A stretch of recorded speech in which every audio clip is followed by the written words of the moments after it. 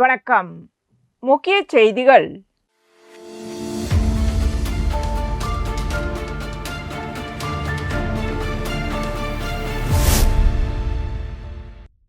புதுச்சேரியில் கோடைகால வெப்பம் அதிகரித்து வரும் நிலையில் பொதுமக்கள் விழிப்புணர்வுடன் இருக்க வேண்டியது அவசியம் என சுகாதாரத்துறை இயக்குநர் டாக்டர் செவில் அறிவுறுத்தியுள்ளார்.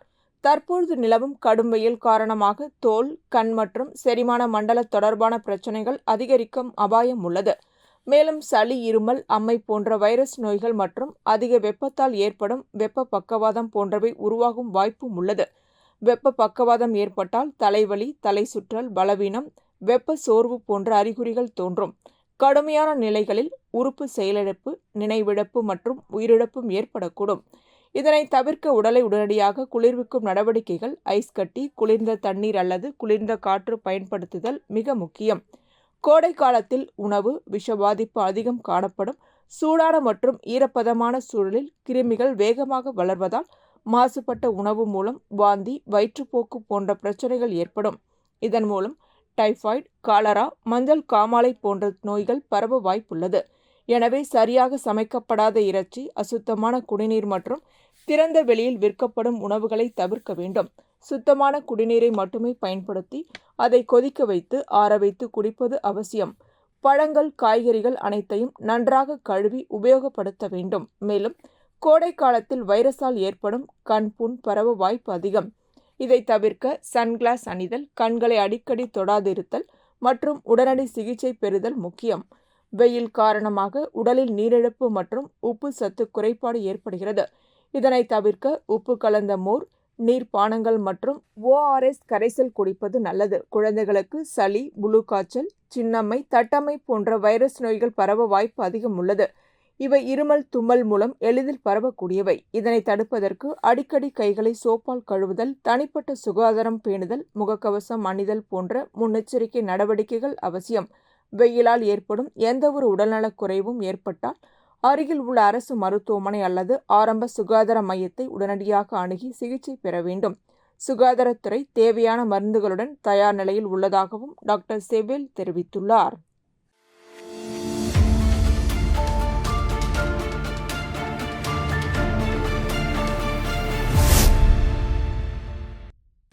பிரான்ஸ் நாட்டின் பாரிஸ் நகரில் செயல்படும் வில்பெயிண்ட் முத்தமிழ் சங்கம் சார்பில் 13வது ஆண்டு விழாவும் சித்திரை திருவிழாவும் விமரிசையாக நடைபெற்றது.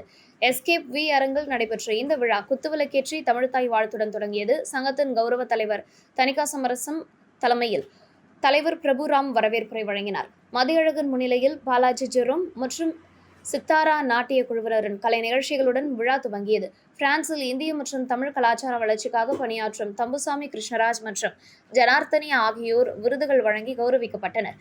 இந்த விருதுகளை அலன் ஆனந்தன் மற்றும் ராஜன் வழங்கினர். நிகழ்ச்சியில் வில்பெயிண்ட் நகர மேயர் மெலிசா யூசுப் மற்றும் இந்திய தூதரகம், பாரிஸ் சமூக மற்றும் கலைப்பிரிவு முதன்மை செயலாளர் வர்ஷா நம்பில்கர் ஆகியோர் கலந்து கொண்டு வாழ்த்துரை வழங்கினர். மேலும் பிரான்சில் உள்ள பல தமிழ் சங்கங்களின் தலைவர்கள், நிர்வாகிகள் மற்றும் குடும்பத்தினர் கலந்து கொண்டு விழாவை சிறப்பித்தனர்.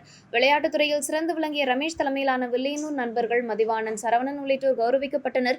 நிகழ்ச்சியில் பல்வேறு இசை மற்றும் நடன நிகழ்ச்சிகள் நடைபெற்றதுடன் இந்திய உணவு, கலைப்பொருட்கள் மற்றும் ஆடை அணிகலன்கள் அடங்கிய 15க்கும் மேற்பட்ட வணிக அரங்குகள் அமைக்கப்பட்டு பார்வையாளர்களின் பாராட்டை பெற்றன. விழா ஏற்பாடுகளை பச்சையப்பன், செந்தில், குணா, உதயகுமார், ராஜாராம் உள்ளிட்டோர் சிறப்பாக செய்திருந்தனர். இறுதியில் எழில் முருகன், பெருமாள், குமணன் ஆகியோர் நன்றி உரையை வழங்கினர்.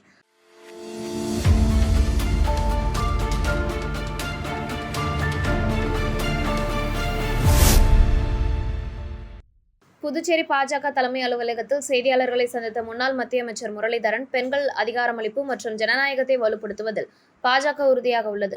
லோக்சபாவில் நடைபெற்ற விவாதங்கள் ஜனநாயகத்தின் எதிர்காலத்திற்கும் பெண்களின் அரசியல் பங்கேற்புக்கும் மிக முக்கியமானவை. ஆனால் காங்கிரஸ், திமுக, சமாஜ்வாதி உள்ளிட்ட கட்சிகள் அரசியலமைப்பு திருத்த மசோதாக்களுக்கு எதிர்ப்பு தெரிவித்ததுடன் நாட்டின் கோடிக்கணக்கான பெண்களை அவமதித்துள்ளன. கிராமப்புறங்களில் ஆயிரக்கணக்கான பெண்கள் பஞ்சாயத்து மட்டத்தில் தலைமை வகித்து வருகின்றனர். அவர்கள் லோக்சபா மற்றும் சட்டசபைகளும் பங்கேற்க தயாராக உள்ளனர்.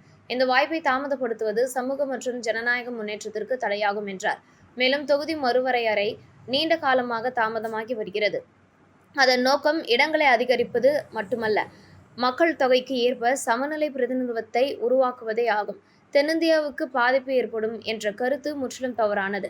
அனைத்து மாநிலங்களின் பிரதிநிதித்துவம் பாதுகாக்கப்படும் என்றும் தெரிவித்தார். இந்த நிகழ்ச்சியில் பாஜக மாநில தலைவர் வி. பி. ராமலிங்கம், அதிமுக மாநில அவைத் தலைவர் அன்பானந்தம், மாநில மகளிர் அணி தலைவி தாமரை செல்வி, மகளிர் அணி பொறுப்பாளர் ஜெயந்தி உள்ளிட்டோர் கலந்து கொண்டனர். I am happy that the state president and the representative of ADMK have also joined this meeting the media persons, along with the state president of Mahila Morcha and the Prabhari of Mahila Morcha of Pondicherry.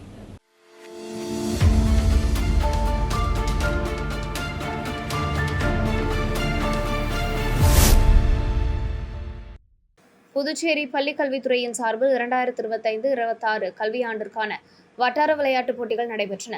இதில் 3ஆம் வட்டத்திற்கான போட்டிகளில் BM Sri Maraimalai Adigal மேல்நிலைப்பள்ளி மாணவர்கள் கலந்து கொண்டு சாதனை படைத்துள்ளனர். Hockey, kho kho, kabaddi, கைப்பந்து, பாஸ்கெட் பால், பூப்பந்து, யோகா, சதுரங்கம், தடகளம் உள்ளிட்ட பல்வேறு போட்டிகளில் கலந்து கொண்ட இப்பள்ளி 214 முதல் பரிசுகள் உட்பட மொத்தம் 372 பரிசுகளை வென்று தொடர்ந்து 2வது முறையாக சாதனை படைத்துள்ளது.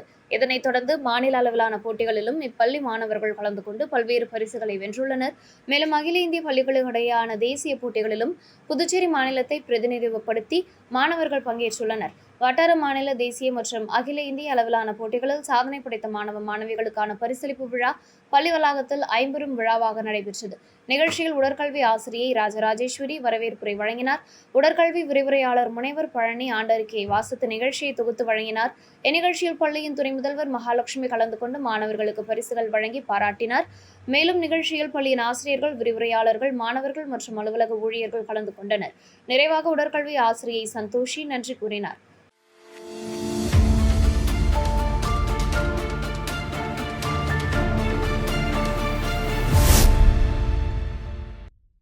புதுச்சேரி அருகில் உள்ள வில்லியனூர் லூர்து அன்னை ஆலயம் உலக புகழ்பெற்ற புனித தலமாகும். பிரான்ஸ் நாட்டில் உள்ள லூர்து நகரம் அடுத்து லூர்து மாதாவிற்கு அர்ப்பணிக்கப்பட்ட 2வது முக்கிய ஆலயமாக இது திகழ்கிறது.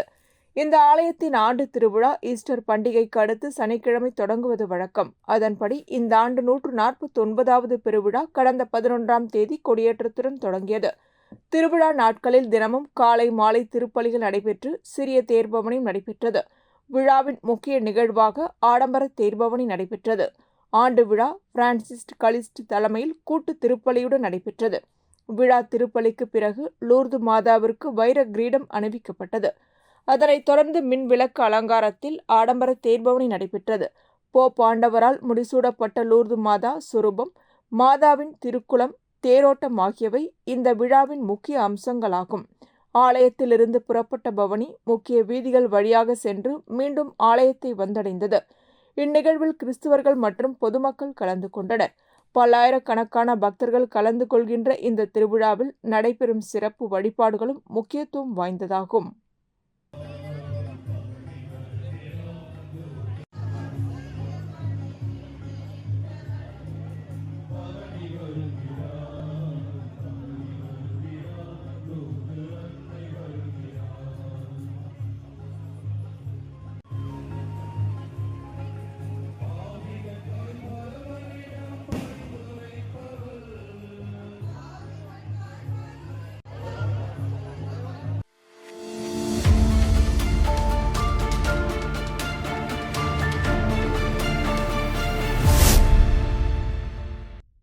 கடல் மீன்களின் இனப்பெருக்கத்திற்காக ஒவ்வொரு ஆண்டும் வங்கக்கடல், அரபிக்கடலில் வெவ்வேறு மாதங்களில் மீன்பிடி தடைக்காலம் மத்திய அரசு அமல்படுத்தி வருகிறது.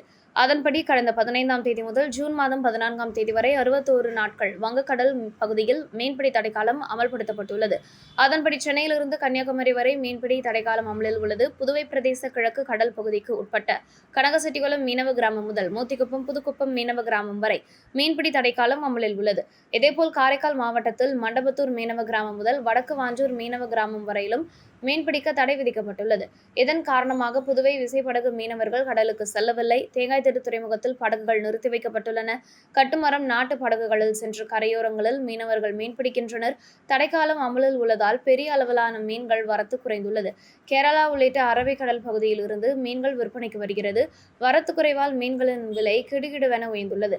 அதன்படி வஞ்சிரம் கிலோ ரூபாய் 1500, நாட்டு சங்கரா ரூபாய் 500, கடல் விரால் ரூபாய் 1000, நாட்டு கவலை ரூபாய் 150, நண்டு ரூபாய் 400, டைகர் இறால் ரூபாய் 1500 விற்பனையாகிறது. ஏற்கனவே ஆட்டிறைச்சி விடுமுறை நாட்களில் கிலோ ரூபாய் 1000க்கும் கூடுதலாகவும், கோழிக்கறி கிலோ ரூபாய் 300 வரையும் விற்பனை செய்யப்படுகிறது. தற்போது மீன்கள் விலையும் உயர்ந்துள்ளதால் அசைவ பிரியர்கள் அதிர்ச்சியடைந்துள்ளனர்.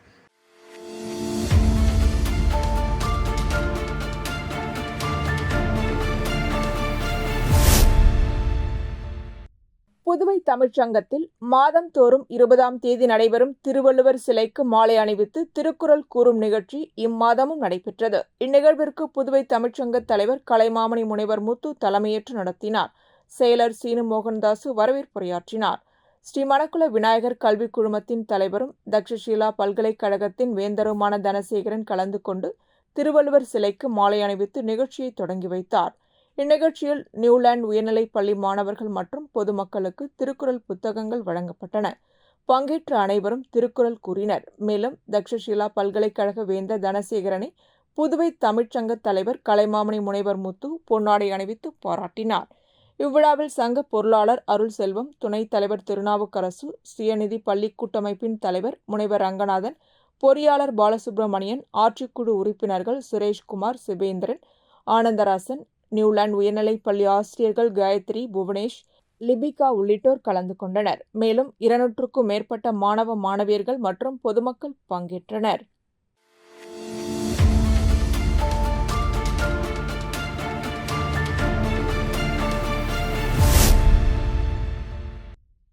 காரைக்கால் அருகே மீனவர்கள் மீதான கைது சம்பவம் மீண்டும் பதற்றத்தை ஏற்படுத்தியுள்ளது.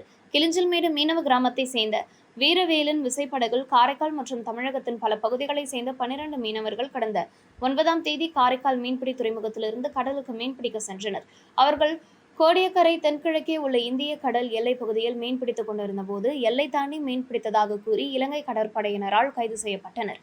கைது செய்யப்பட்டவர்களின் கிளிஞ்சல்மேடு மற்றும் பட்டினச்சேரி பகுதிகளை சேர்ந்த பிரதீப், விமன் மதன், அருள் செல்வம், நிஷ்வந்தன் உள்ளிட்ட 12 பேர் அடங்குவர். அவர்களது விசைப்படகும் பறிமுதல் செய்யப்பட்டுள்ளது. இதற்கு முன்னதாகவே காரைக்கால் அருகில் உள்ள பட்டினச்சேரியை சேர்ந்த மேலும் 5 மீனவர்கள் இதேபோன்று கடந்த வாரம் இலங்கை கடற்படையினரால் கைது செய்யப்பட்டிருந்தது குறிப்பிடத்தக்கது.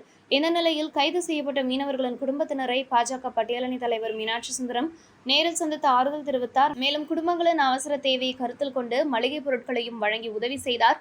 இந்த தொடர் கைது சம்பவங்கள் காரணமாக காரைக்கால் மற்றும் சுற்றுவட்டார மீனவ கிராமங்களில் கவலை மற்றும் பதற்றம் நிலவுகிறது.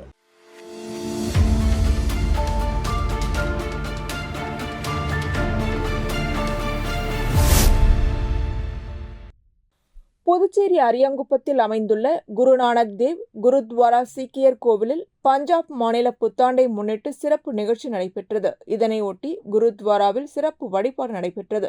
இதில் புதுச்சேரி ஆளுநர் கைலாசநாதன் கலந்து கொண்டு வழிபாடு செய்தார். நிகழ்ச்சியில் அரியாங்குப்பம் கொம்பியின் ஆணையர் விநாயகமூர்த்தி மற்றும் சீக்கிய மதத்தை சேர்ந்தோர் உட்பட பலர் பங்கேற்றனர். விழாவைத் தொடர்ந்து பஞ்சாப் மாநில பாரம்பரிய முறையில் தயாரிக்கப்பட்ட உணவு பக்தர்களுக்கு வழங்கப்பட்டது.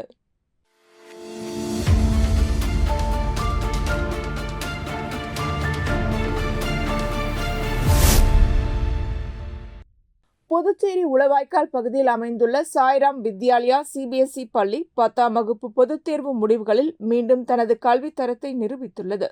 இவ்வாண்டு வெளியான தேர்வு முடிவுகளில் இப்பள்ளி மாணவர்கள் 100% தேர்ச்சி பெற்று சாதனை படைத்துள்ளனர். இதில் 12 மாணவர்கள் 90%க்கும் அதிக மதிப்பெண்கள் பெற்றுள்ளனர். மேலும் 20 மாணவர்கள் டிஸ்டிங்ஷன் பெற்று கல்வித்துறையில் முத்திரை பதித்துள்ளனர். முதல் 3 இடங்களை பிடித்த மாணவர்கள் 80%க்கும் அதிக மதிப்பெண் பெற்ற மாணவர்கள் மற்றும் அவர்களின் பெற்றோர்களை பள்ளி முதல்வர் முனைவர் சுதா சால்வை அணிவித்து இனிப்புகள் வழங்கி பாராட்டினார். மேலும் இந்த சாதனைக்கு காரணமான ஆசிரியர்களையும் பள்ளி முதல்வர் பாராட்டினார்.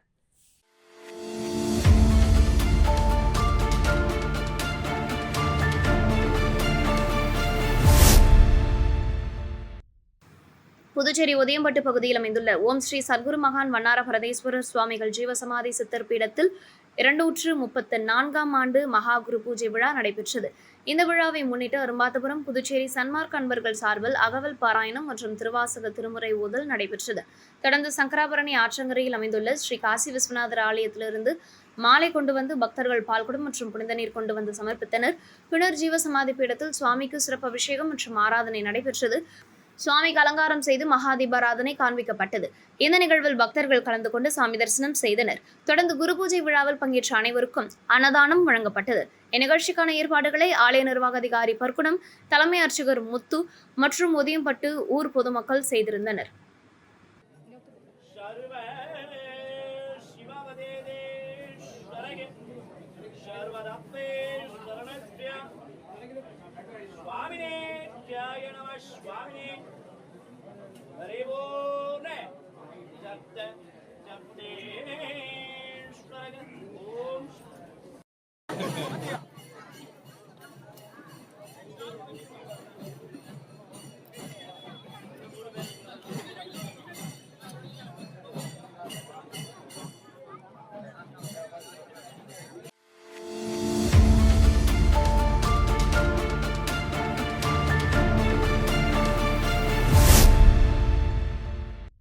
அக்ஷய திருதியை தினம் செழிப்பு மற்றும் வளம் குறையாத நாளாக கருதப்படுகிறது. அக்ஷய திருதை எனப்படும் இந்நாள் சமஸ்கிருதத்தில் எப்பொழுதும் குறையாதது என்ற பொருளை உடையதாகும்.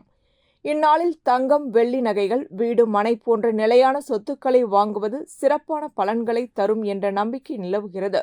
இந்நிலையில் காரைக்கால் பகுதியில் உள்ள நிரவி பாலசுந்தர கணபதி ஆலயம் மற்றும் ஏழை மாரியம்மன் ஆலயம் ஆகிய கோவில்களில் அக்ஷய திருதியை முன்னிட்டு அன்னதானம் நடைபெற்றது.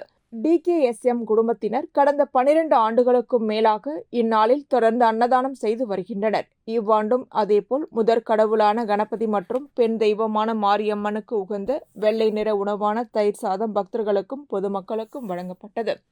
இந்நிகழ்ச்சியில் DKS குடும்பத்தினர் நேரடியாக கலந்து கொண்டு பக்தர்களுக்கு அன்னதானம் வழங்கி சமூக சேவையில் ஈடுபட்டனர்.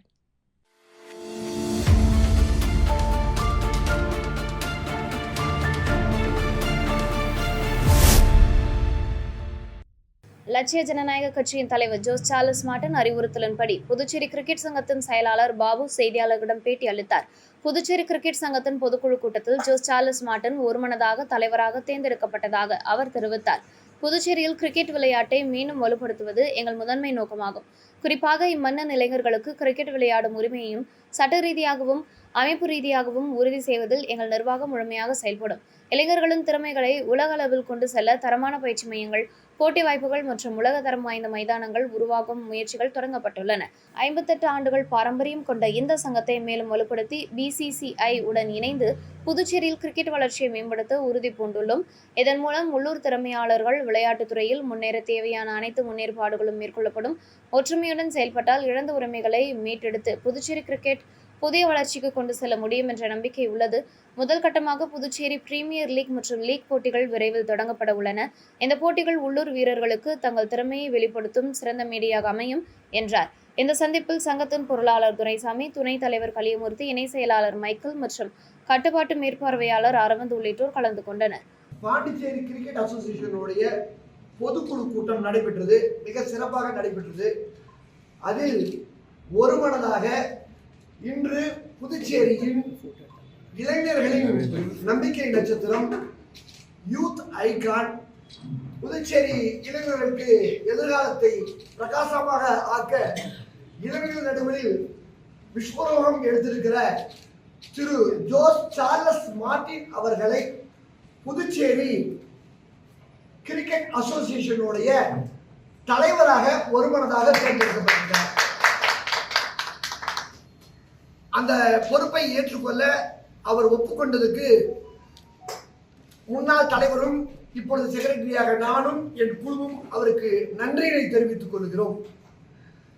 இதன் மூலமாக பாண்டிச்சேரியிலேயே ஒரு குறிப்பிட்ட சங்கத்தில் 58 ஆண்டுகளாக ஒரு சங்கம் உயிர்ப்புடன் இருக்கிறது, தொடர்ந்து செயல்பட்டு கொண்டிருக்கிறது என்றால் அதில் பாண்டிச்சேரி கிரிக்கெட் அசோசியேஷனும் ஒன்று.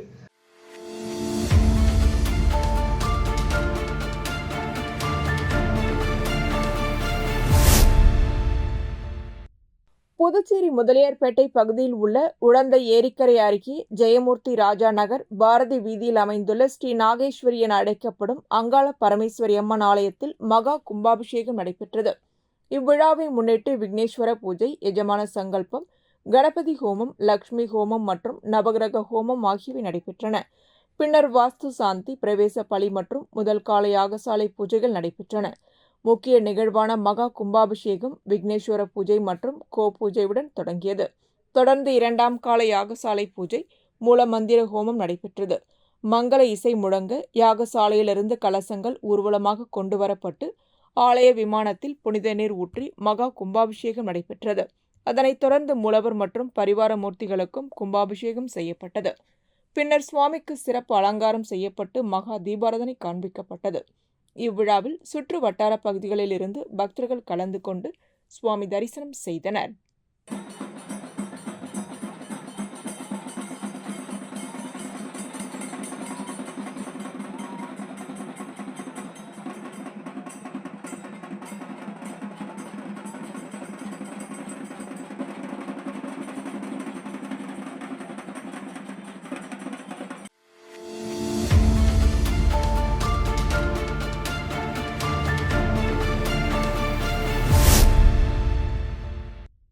காமராஜர் நகர் தொகுதிக்குட்பட்ட கவிக்குயில் நகர் பகுதியில் உள்ள புத்துமாரியம்மன் ஆலயத்தில் நடைபெற்ற நிகழ்வில் அதிமுக மாநில கழக துணை செயலாளரும் முன்னாள் கவுன்சிலருமான கணேசனுக்கு வரவேற்பு அளிக்கப்பட்டது.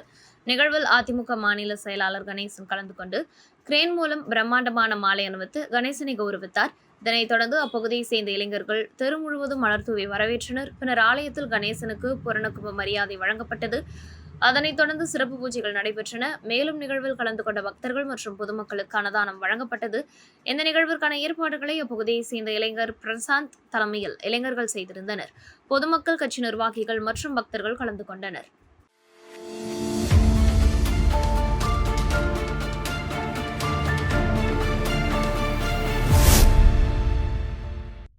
திண்டிவனம் ஆலகிராமத்தில் உள்ள ஸ்ரீ திரிபுர சுந்தரி சமேத ஸ்ரீ யமதண்டேஸ்வரர் ஆலய ஆண்டு விழா நடைபெற்றது. விழாவை முன்னிட்டு பூஜையுடன் நிகழ்ச்சி தொடங்கியது. தொடர்ந்து அம்மையப்பர் வேள்வியில் பல்வேறு திரவிய பொருட்கள், பட்டுப் பொருட்கள், பழ வகைகள் உள்ளிட்டவை செலுத்தப்பட்டது. பின்னர் மூலவர்களான ஸ்ரீ திரிபுர சுந்தரி மற்றும் ஸ்ரீ யமதண்டேஸ்வரருக்கு பால், தயிர், சந்தனம், இளநீர் மற்றும் பல்வேறு பழங்களால் சிறப்பு அபிஷேகம் நடைபெற்றது. அதனைத் தொடர்ந்து வண்ண மலர்களால் அலங்கரிக்கப்பட்ட தெய்வங்களுக்கு பஞ்சமுக தீபாராதனை மற்றும் கற்பூர ஆரத்தி ஆகியவை காண்பிக்கப்பட்டது. இந்நிகழ்ச்சியில் சுற்று வட்டார பகுதிகளில் இருந்து பக்தர்கள் கலந்து கொண்டு சுவாமி தரிசனம் செய்தனர்.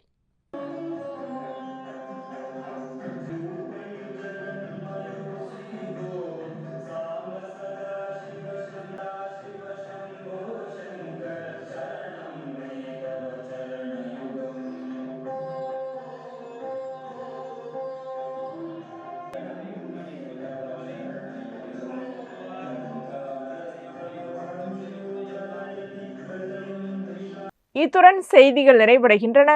வணக்கம்.